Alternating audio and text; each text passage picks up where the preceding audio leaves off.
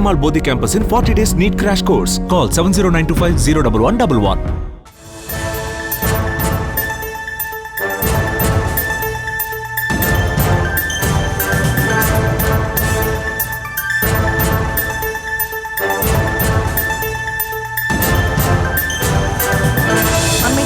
பார்த்து வருகிறோம்.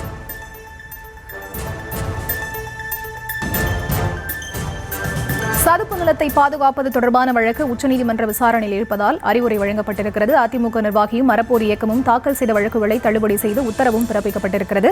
இது தொடர்பான விவரங்களோடு இணைகிறார் எமது செய்தியாளர் மதியழகன். அவரிடம் பேசலாம். வணக்கம் மதியழகன், இந்த உத்தரவு தொடர்பான முழுமையான விவரம். பள்ளிக்கரணை சதுப்பு நிலத்தில் பன்னடுக்கு குடியிருப்பு வளாகம் கட்ட அனுமதி அளித்த உத்தரவை ரத்து செய்ய கோரியும் பள்ளிக்கரணை சதுப்பு நிலத்தை சுற்றி 1 கிலோமீட்டர் சுற்றளவுக்கு எந்த கட்டுமான பணிகளுக்கும் அனுமதி அளிக்கக்கூடாது என்ற கோரிக்கையுடன் அதிமுக வழக்கறிஞர் அணி நிர்வாகி விஷ்ணு சார்பிலும் அதே போல அறப்போர் இயக்கம் சார்பிலும் சென்னை உயர்நீதிமன்றத்தில் மனுக்கள் தாக்கல் செய்யப்பட்டிருந்தன. இந்த வழக்குகளை விசாரித்த சென்னை உயர்நீதிமன்றம் பள்ளிக்கரணை சதுப்பு நிலம் என கூறப்படும் பகுதியில் குடியிருப்பு வளாகம் கட்டும் பகுதியில் எந்த பணிகளையும் மேற்கொள்ளக்கூடாது என இடைக்கால தடை விதித்திருந்தது. இந்த நிலையில் இந்த வழக்குகள் தலைமை நீதிபதி MM ஸ்ரீவத்சவா, நீதிபதி G அருள்முருகன் அமர்வில் விசாரணை கொண்ட பொழுது சதுப்பு நிலத்தை பாதுகாப்பது தொடர்பான வழக்கு உச்சநீதிமன்றத்தில் விசாரணையில் இருப்பதாகவும் உச்சநீதிமன்ற உத்தரவின் அடிப்படையில் சதுப்பு நிலத்தை துல்லியமாக வரையறை செய்து அறிக்கை தாக்கல் செய்ய உள்ளதாக தமிழ்நாடு அரசு தரப்பில் தெரிவிக்கப்பட்டது. மேலும் உச்சநீதிமன்றத்தில் விசாரணையில் உள்ள வழக்கு மீண்டும் பிப்ரவரி 24ஆம் தேதிக்கு விசாரணைக்கு வர உள்ளதாகவும் தெரிவிக்கப்பட்டது.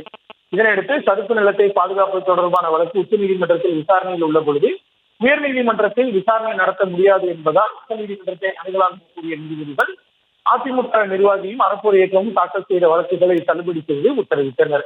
இதன் காரணமாக அடுக்குமாடி குடியிருப்பு வளாகம் கட்டும் பணிகளுக்கு விதிக்கப்பட்ட தடையானது நீங்கியிருக்கிறது.